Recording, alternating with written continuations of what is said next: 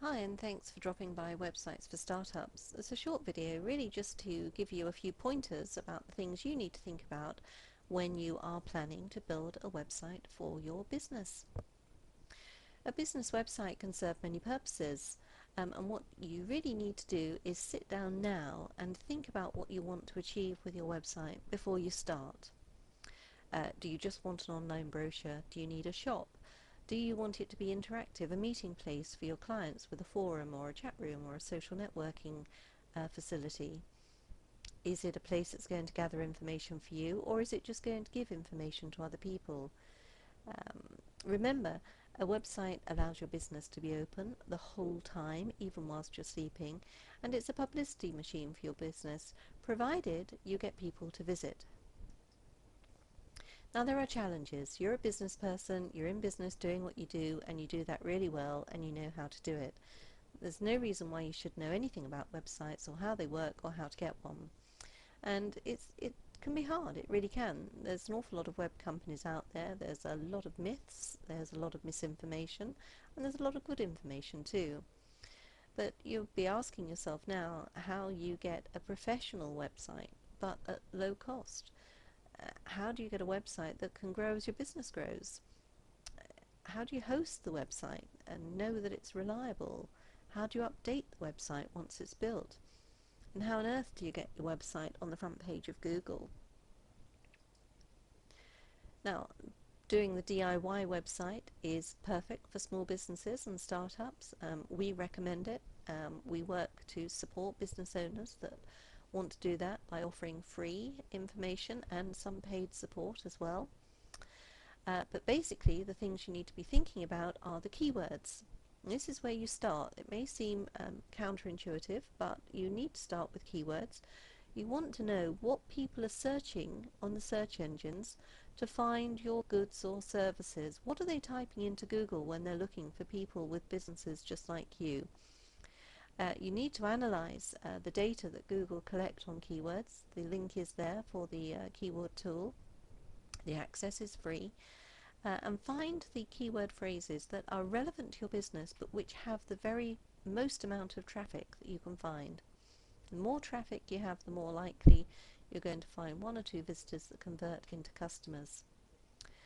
When you're building a website, you can make use of a free platform such as those offered at Blogger or WordPress or even Squidoo. They're free. There are limitations, as you might expect. Some are more limiting than others, but again, if you've started off knowing exactly what you want to achieve, you'll be able to decide which one of these free platforms is the best one for you to use for your website.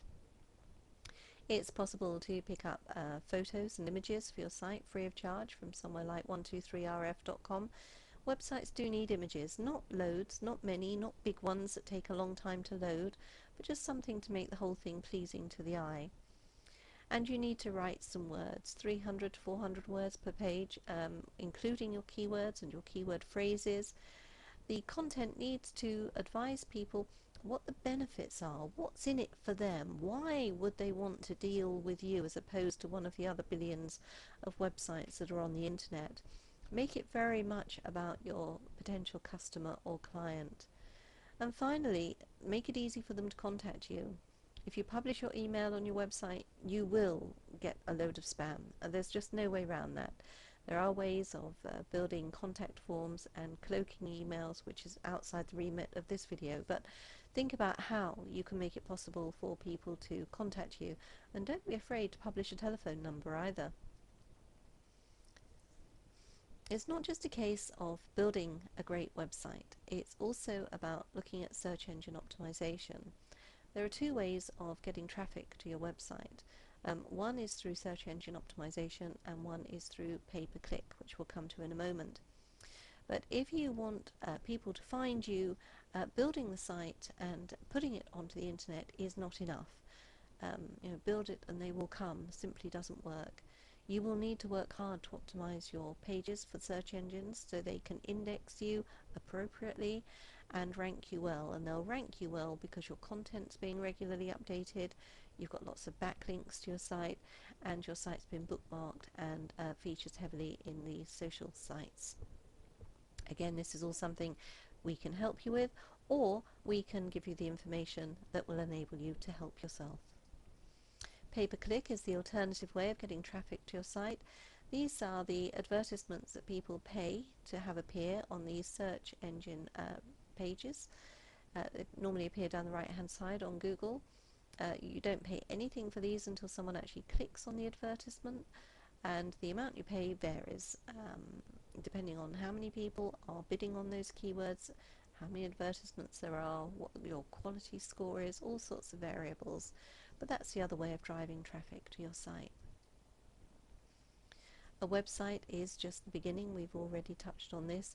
You need to promote your website, you need to optimize it for the search engines, and you need to update it and maintain it. If you don't, it's similar to having a whole box of brochures printed and then putting them in the cupboard under your stairs. They're not going to do anything at all for your business.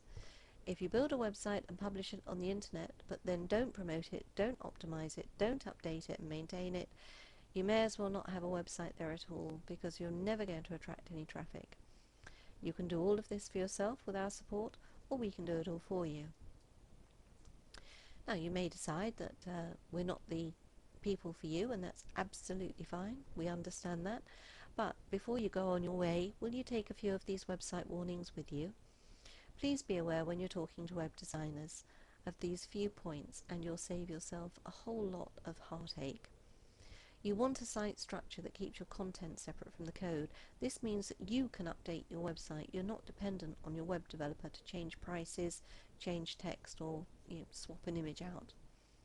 Avoid free hosting deals. They don't work. Now, we offer free hosting, but that's only us offering it to you. We actually pay for the hosting. It's quality hosting.